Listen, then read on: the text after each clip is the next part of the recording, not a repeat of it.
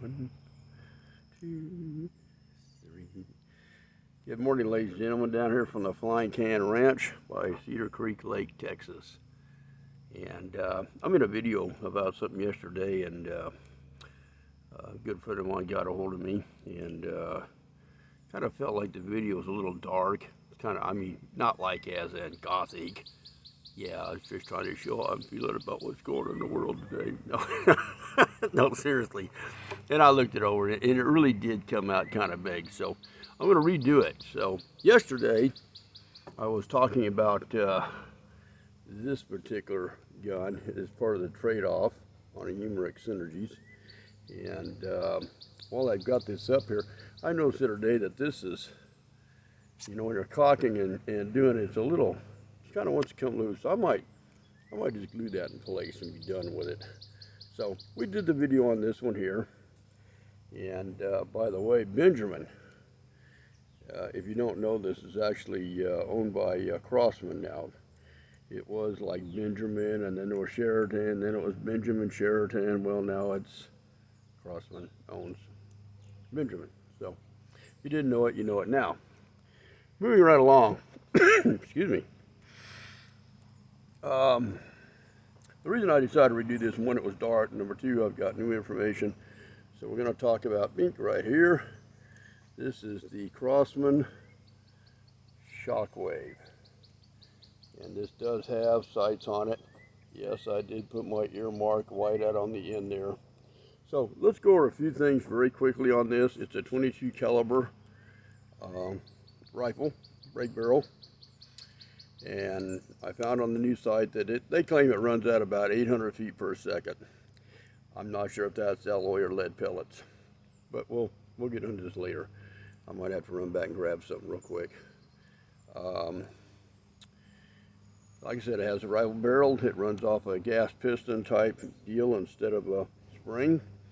Comes in about 7.5 pounds. So that's the new information that I dug up, because all the ones I found before had just the straight barrel, didn't have the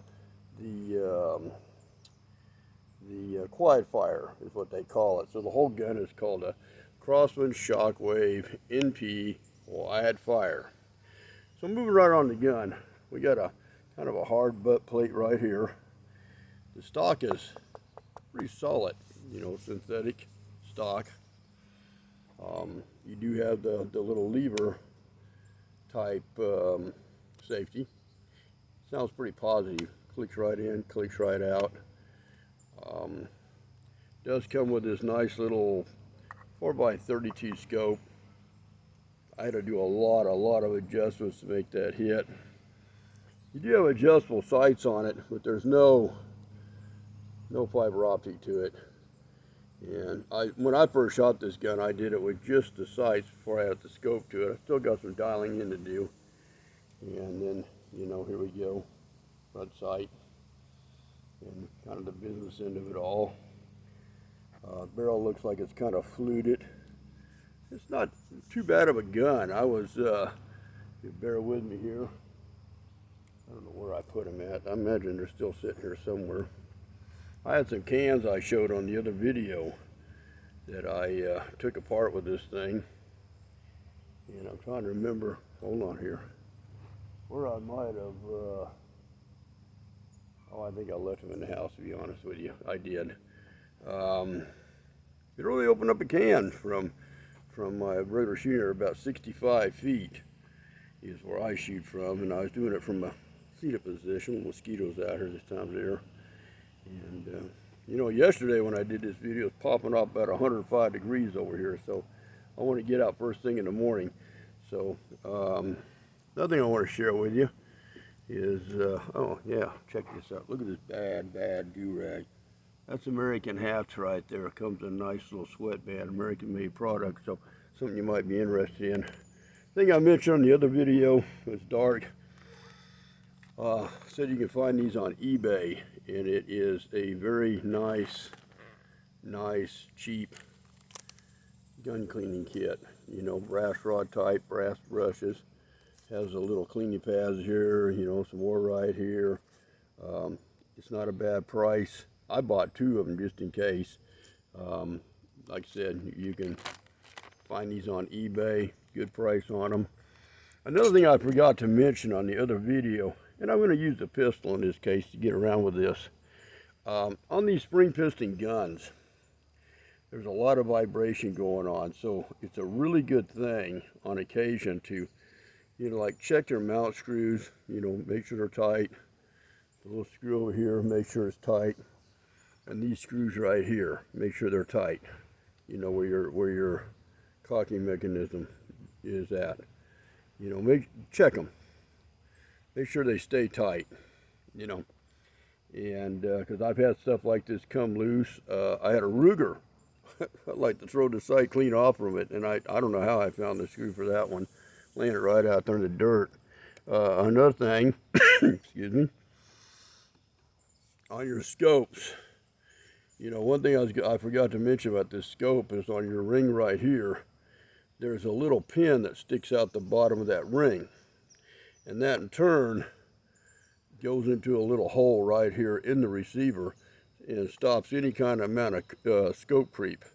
Scope itself is adjustable back here. It doesn't have any parallax or anything like that. But as you're shooting these throughout the day, you might want to check your tightness on all these at the top of your scope.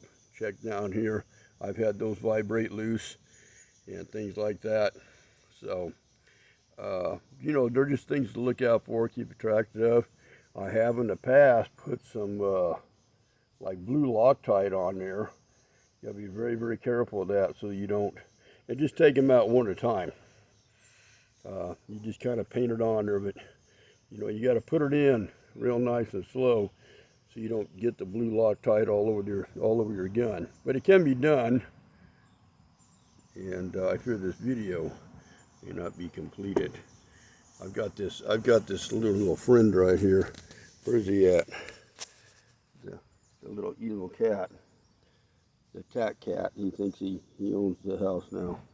Little adopted thing I did in the neighborhood. So anyway, I wanted to share that with you. I wanted to redo the video so it was nice and crisp. It looks good. This gun right here I popped out for about around $100 where I got it from anyway. They vary depending on where you go from. If you're getting into air guns, it's got plenty of power for some pest control, maybe some squirrel hunting. Like I've said before, I don't hunt anymore. And I also like to say again on my video that I actually buy these guns, they don't Crosman or whoever doesn't send them to me, so I have that ability to just tell you like I see it, and that's how I like to do things. And I like to do things that are kind of readily available, or you can just pick them up at the store. So all that being said, I just wanted to redo the video, make it a little cleaner, and I really thank you all for watching. And I've got another video I'm going to try to knock out today. So as soon as this one uploads, and it's working good, I'm hoping to jump right on that one there. So stay tuned. It's going to be a fun weekend, and just amp it up a little bit. So, and we'll go about that later. We'll get to it. Spoiler alert, just a little thing. Okay, so thanks for watching, and that's how we do it at the Flying Can Ranch.